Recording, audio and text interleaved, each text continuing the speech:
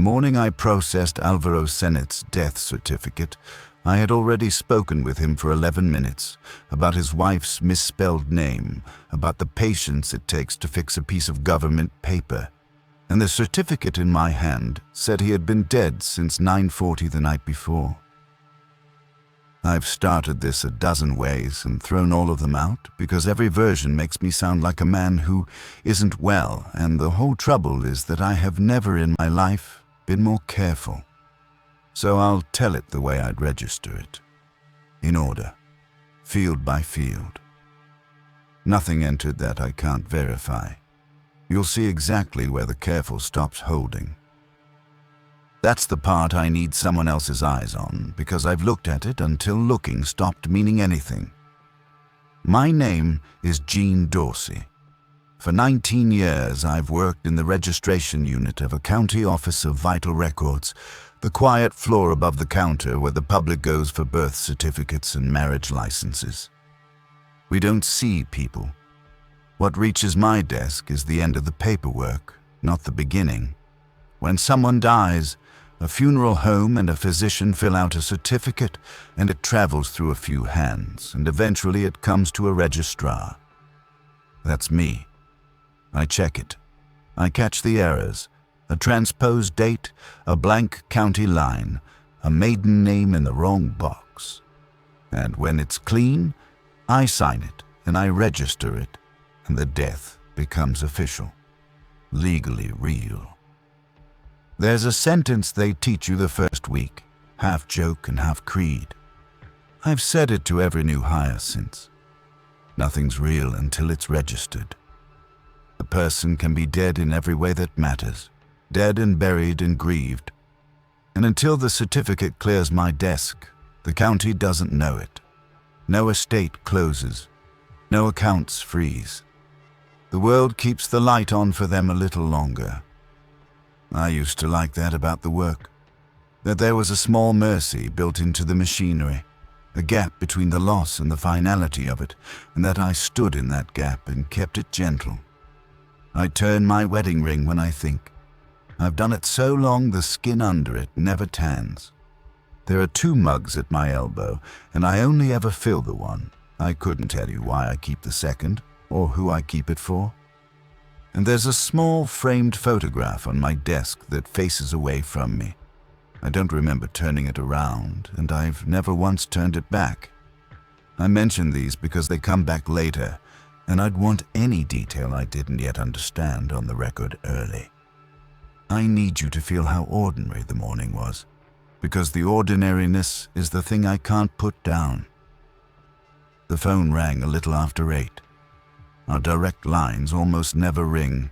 Families call the public counter, not us, so I answered it already, half apologizing, the way you answer a wrong number. A man's voice, older, unhurried. He was sorry to bother me.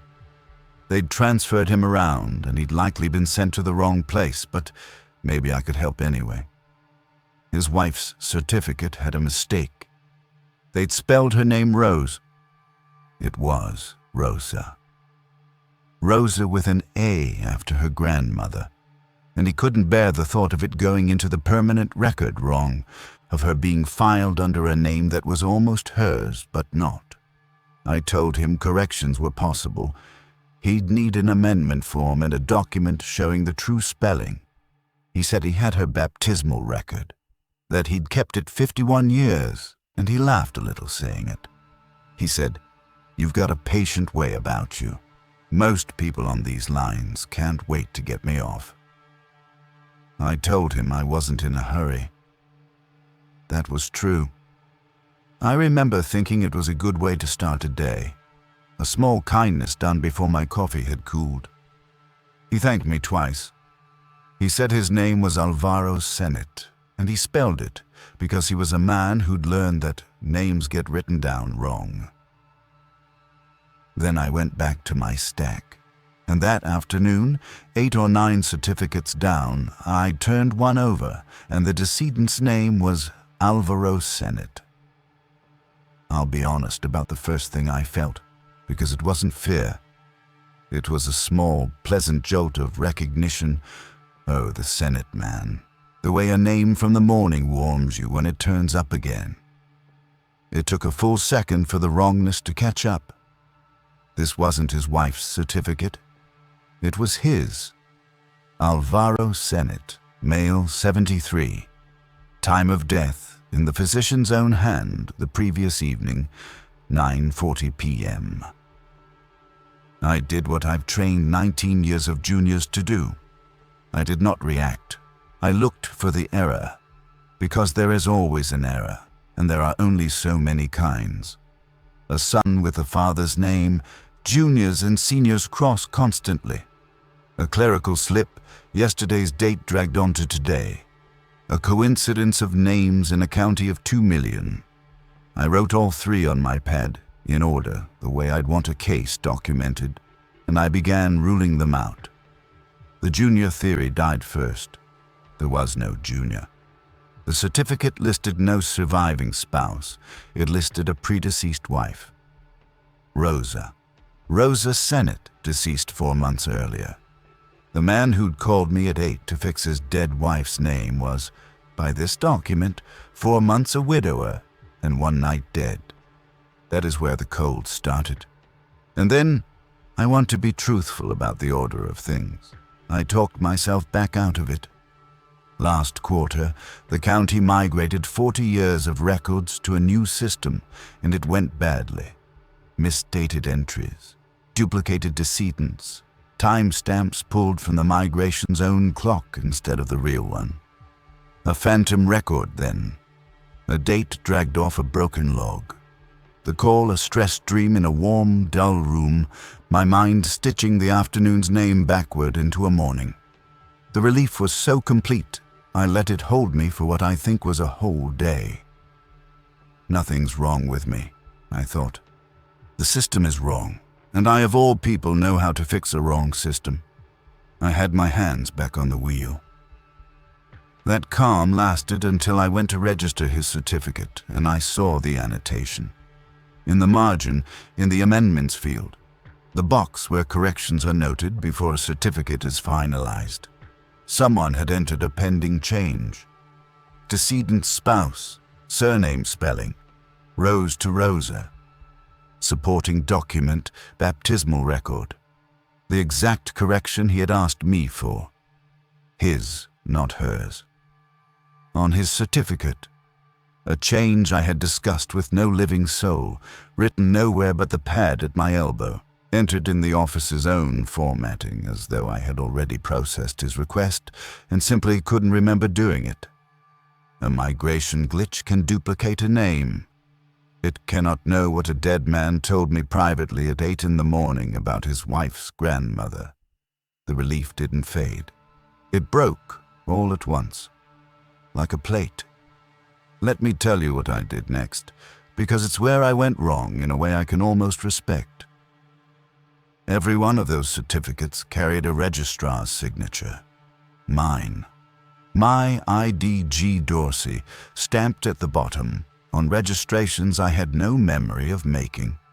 And I seized on that, the way a drowning man seizes on anything, because it pointed outward. Someone was using my login. Someone on this floor was signing deaths in my name. It was fraud. It was identity theft. It was a person, and persons can be caught, and catching people is a thing that happens in the daylight world where I still believed I lived. I built the case. I'm good at cases. I pulled the access logs from my terminal and found sessions I couldn't account for. My credentials, my desk, at hours I had no memory of being there. I decided someone sat at my station when I was gone. I'm ashamed to say I suspected Della, because she kept being gentle with me, and guilt and gentleness can look alike if you're frightened enough. So I set a trap. Small, stupid, deliberate, 3 paper clips laid in a line across my keyboard. A single hair across the drawer, the way you do when you're certain someone's been in your things. My wife would have laughed at me for it. She always said I set traps for burglars who only ever turned out to be me. Then I left, or I did whatever it is I do now that passes for leaving. When I came back, the paper clips were exactly as I'd set them, the hair unbroken. Nothing at my desk had been touched, and there was a new certificate in my out tray, registered 40 minutes earlier, signed G. Dorsey, in a hand I knew was mine because it was mine. No one had sat at my desk. No one comes to my desk but me. The trap didn't catch a thief. It caught me, registering the dead in a stretch of time I have no access to, then walking back into myself with no memory of the between. That was when I finally let myself look at the office. I don't remember arriving at work. Not a fuzzy commute, nothing. No parking, no elevator, no badge swipe. The day begins with me already at the desk, coffee already poured to the same line in the same one mug. The light through the blinds is always the flat gray of early morning. I have never once seen it be afternoon out that window, though the stack tells me hours pass. I don't remember leaving. When I reach for home, I get a brownness, a general shape, the idea of a place, the way you remember a house from a dream an hour after you've woken. There's a woman on my floor named Della. She supervised the unit as long as I can remember. I went to her with the Sennett file, meaning to ask her to check the logs with me, to tell me I wasn't losing my grip. I got as far as his name. She didn't look surprised. She looked sad. She rested her hand on the folder, not taking it, just resting it there, and said, "You don't have to work that one, Jean. Leave it in the tray. Somebody'll get to it." When I said I wanted to work it, she looked at me a long moment and said, "I know you do. You always want to. It's the always that stayed with me. Like we'd stood over a folder this way more times than either of us could count, and every time I'd insisted, and every time she'd let me go back and try." So I went back and I opened the notebook. I've kept it for years, a habit from early on. When a caller stayed with me, I wrote the name down, a private ledger of the ones I didn't want to let become only paper. I'd never thought of it as anything but sentiment. I opened it and matched the names against the registry. Every morning, voice in that notebook appears in the death registry. Every one, and every one is registered after the morning I spoke with them. A day, a week, the man with the roses, the mother who wanted her son's certificate to list the trade he was proud of, not the one on his taxes. Each had called in a morning the log says never happened, to fix or soften one small thing about a death that wasn't yet real, their own, and then days later, it was made real. By the hand at this desk, I finally let myself think the sentence I'd been holding off with both arms. I'm not taking these calls from the living. I take them from people in the gap, the space between the loss and the finality, the small mercy built into the machinery. I wasn't standing beside it. I was standing in it. I'd been the last patient voice on the line before the world let each of them go, so long and so gently that I'd stopped counting, and somewhere in all those gray mornings, I'd stopped noticing that no one had ever registered me. I looked myself up. Of course I did. There is a certificate in the system with my name on it. Jean Dorsey. The intake date is old enough that something dropped in me when I read it. Complete in every field but two. The cause is blank, and the registrar's signature line, the line that makes it real, the line I've signed on tens of thousands of strangers, is empty. My own death has sat in pending for years, waiting for a registrar to finish it. Waiting, I understand now, for me. Mine is the only hand that makes things final on this floor. The one death I have never been able to register is the one that would send me wherever the kind voices go. But a certificate doesn't sit for years on its own. The system flags them, escalates them, forces them through. Someone had been reaching into the queue and pulling mine back out, over and over, choosing this limbo for me the way I choose the gentle spelling of a name for a stranger. And this time, the audit trail had a signature on it. It wasn't Della. It wasn't anyone on the floor. It was M. Dorsey. I sat with that a long time. Then I looked her up, the way I'd looked up everyone else, and the room did the quiet, terrible thing rooms do when the last wall goes. Margaret Dorsey, my wife. Her certificate is in the system, and it is not pending. It is registered, finished, real. And the registrar of record, the signature on the line that made her death official, that closed the accounts and told the county to stop keeping the light on, is G. Dorsey. Mine. My hand. I registered my own wife. I don't remember doing it, but I know myself, and I know exactly the kind of man who would insist. I want to work that one. Somebody had to, and I was the one who could stay steady, the one who never came apart. And so when Margaret came through in the gap one grey morning with some small thing she wanted fixed before the record closed over her, a name, a date, the spelling of a grandmother, I stayed on the line with her the way I stay on the line with strangers. And then I did the unbearable thing. I signed. I made her real. I made her gone with my own hand because that was the job and I was good at it. And it broke something so completely that I've been sitting in the gap ever since, unable to feel it, taking the morning calls, keeping everyone gentle, never once noticing that I never go home because there is no longer a home to go to. Only a second mug I keep filling for no one, and a photograph I will not turn around. And Margaret, her credentials were never deactivated. An oversight, a kindness. I'll never know which. From wherever the registered go, she has been reaching back into the one system we ever shared and pulling my certificate out of the queue again and again, refusing to let anyone finish me. Giving me, over and over, the one mercy I could not give her. The light left on a little longer. The gap held open so that neither of us has to be entirely gone from the other. I could finish it. The certificate is right there, and I know the fields better than any man alive. I could reach for the cause. I can feel it, close, the way you feel a word on your tongue, and sign the registrar's line in my own hand, and make my death as real as I made hers. Maybe then the gray tips over into afternoon. Maybe then I go where she is.